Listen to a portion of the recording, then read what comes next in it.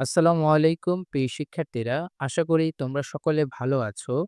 আজকে আমরা রসায়নের অধ্যায় ১১ খনিজ সম্পদ ও জীবাশ্ম নিয়ে আলোচনা করব।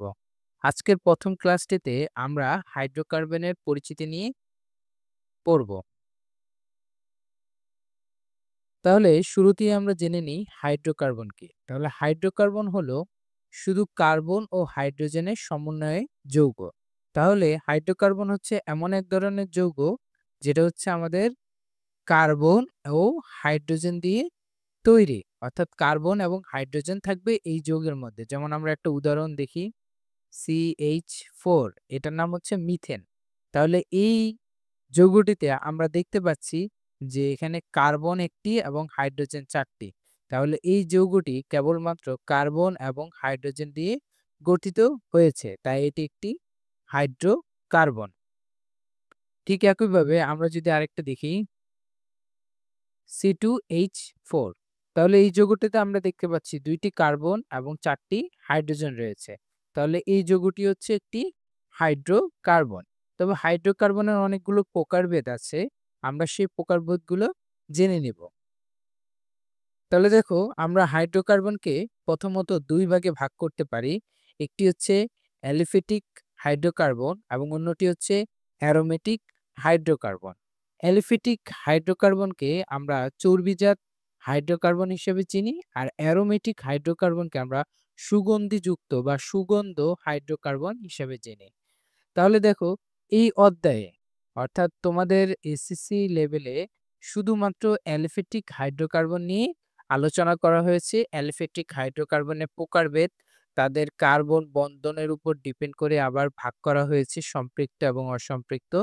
কিন্তু অ্যারোমেটিক হাইড্রোকার্বন নিয়ে তোমাদের আলোচনা করা হয় নাই। তোমরা যখন বড় ক্লাসে উঠবে তখন এই সম্পর্কিত আরো তথ্য জেনে নিতে পারবে। তবে এখানে অ্যারোমেটিক হাইড্রোকার্বনের উদাহরণ দেওয়া আছে, এটা তোমরা জেনে নিবে। অ্যারোমেটিক হাইড্রোকার্বন হচ্ছে উদাহরণ হচ্ছে বেনজিন এবং ন্যাপথেলিন। বেনজিন এবং ন্যাপথেলিন।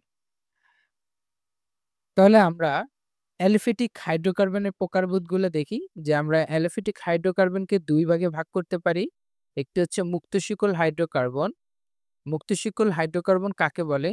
যে সকল হাইড্রোকার্বনের কার্বন শিকলের ২ প্রান্তের কার্বন ২টি মুক্ত অবস্থায় থাকে। অর্থাৎ একটা হাইড্রোকার্বন যে যৌগ, সেই যৌগের কার্বনের যে শিকল থাকে, সেই শিকলের ২ প্রান্তে অর্থাৎ ১ম এবং শেষের প্রান্তের যদি কার্বনগুলো মুক্ত অবস্থায় থাকে, তাহলে তাদেরকে আমরা মুক্তশিকল হাইড্রোকার্বন বলবো।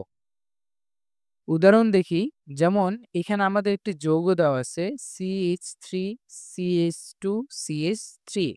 তাহলে এই যৌগটাকে যদি আমরা গাঠনিকভাবে লেখার চেষ্টা করি তাহলে এরকম হয়।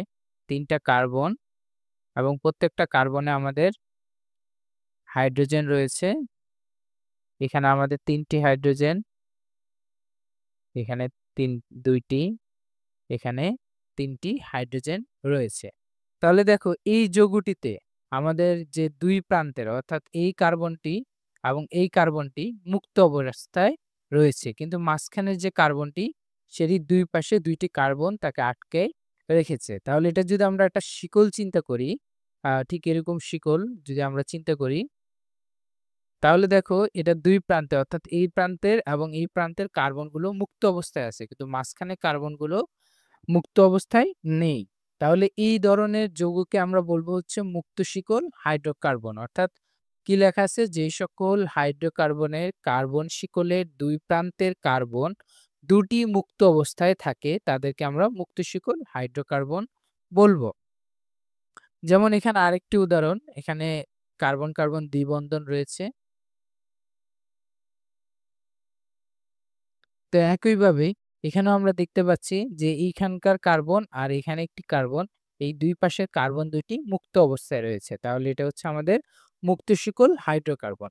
এবং প্রত্যেকটি যৌগের নাম আছে। তো শুরুতেই তোমাদের নামের ব্যাপারে বলবো না, তোমরা জাস্ট এই যৌগগুলো থেকে বুঝে নাও কেন মুক্তশিকল এবং এটা কেন মুক্তশিকল।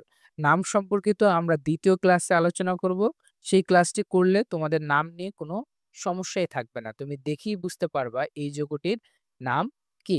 তাহলে অ্যালিফেটিক হাইড্রোকার্বন হচ্ছে মুক্ত শিকল হাইড্রোকার্বন এবং আরেকটি হচ্ছে বদ্ধ শিকল হাইড্রোকার্বন।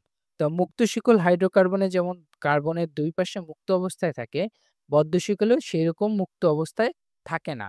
তাহলে সংজ্ঞাটা কি? সংজ্ঞাটা হচ্ছে যে সকল হাইড্রোকার্বনের কার্বন শিকলের ২ প্রান্তের কার্বন পরস্পর যুক্ত হয়ে একটি বলয় বা চক্র গঠন করে। অর্থাৎ কার্বনগুলো ২ পাশে যুক্ত হবে এবং বলয় বা চক্র গঠন করবে, সেটাকে আমরা বদ্ধ শিকল হাইড্রোকার্বন বলি।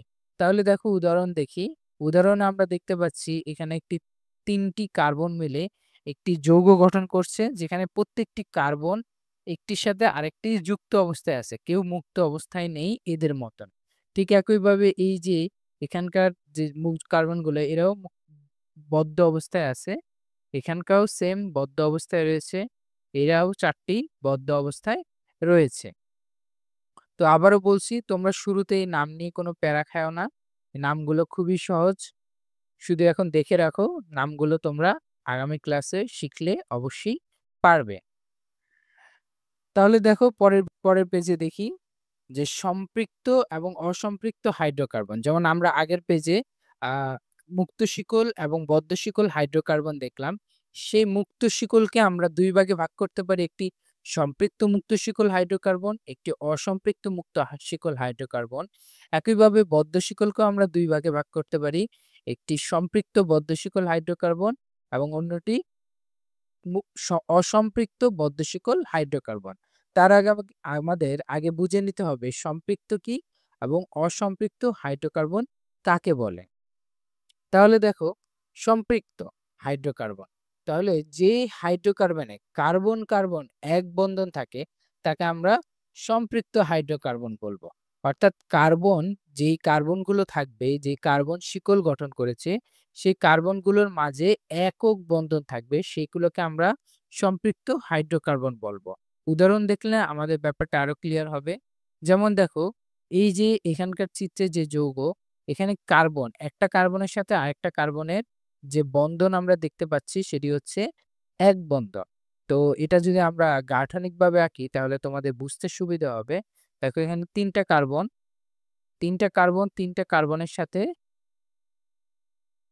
এক বন্ধনের সাহায্যে যুক্ত রয়েছে। এই ১ম কার্বন হচ্ছে ৩টে হাইড্রোজেন, আমরা হাইড্রোজেনগুলো দিয়ে দিই।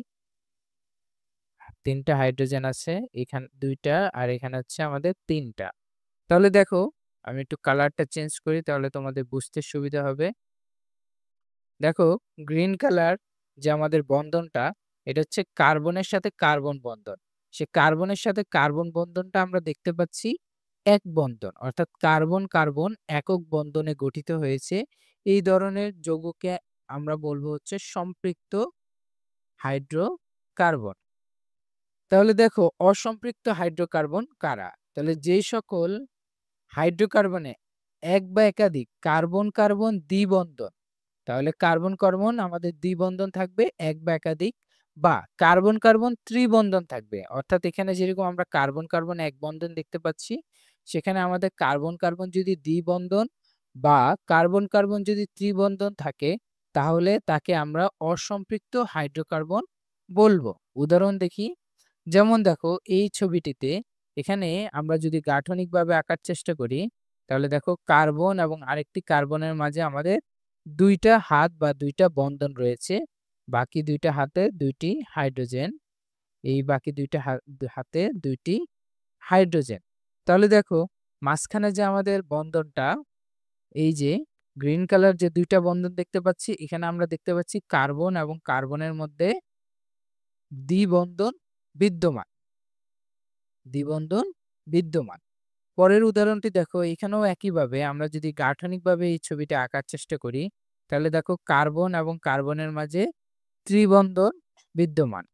তাহলে দেখো এই কার্বন কার্বনের মাঝে ত্রিবন্ধন আর এই পাশে একটি হাতও রয়েছে। তাহলে আমরা দেখতে পাচ্ছি যে এখানে কার্বন কার্বনের মধ্যে ত্রিবন্ধন বিদ্যমান। তাহলে এই ২টা যৌগ হচ্ছে আমাদের অসম্পৃক্ত হাইড্রোকার্বন। কেন? কারণ হচ্ছে তাদের কার্বনের মধ্যে কার্বন কার্বন দ্বিবন্ধন বা কার্বন কার্বন ত্রিবন্ধন বিদ্যমান রয়েছে, তাই তারা অসম্পৃক্ত হাইড্রোকার্বন। আর এক বন্ধন থাকলে তাদেরকে আমরা বলবো হচ্ছে সম্পৃক্ত হাইড্রোকার্বন। তাহলে দেখো আমরা হাইড্রোকার্বনকে ২ ভাগে ভাগ করেছি। একটা অ্যালিফেটিক এবং অ্যারোমেটিক, যেটা বলেছিলাম যে অ্যারোমেটিক তোমাদের এই বইয়ে আলোচনা করা হয় নাই। তবে ২ টা উদাহরণ আছে, তোমরা এই ২ টা উদাহরণ দেখে নিবে। শুধুমাত্র অ্যালিফেটিক হাইড্রোকার্বন নিয়ে আলোচনা করা হয়েছে। তো অ্যালিফেটিক হাইড্রোকার্বনকে আমরা শুরুতে ২ ভাগে ভাগ করছি। একটা মুক্ত শিকল হাইড্রোকার্বন, একটি বদ্ধ শিকল হাইড্রোকার্বন। আবার মুক্ত শিকল হাইড্রোকার্বনকে আমরা সম্পৃক্ত এবং অসম্পৃক্ততার ভিত্তিতে ২ ভাগে ভাগ করেছি।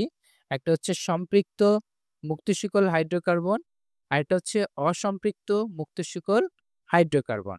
ঠিক একইভাবে বদ্ধ শিকল হাইড্রোকার্বনকেও আমরা সম্পৃক্ত বদ্ধ শিকল হাইড্রোকার্বন এবং অসম্পৃক্ত বদ্ধ শিকল হাইড্রোকার্বনে ভাগ করেছি।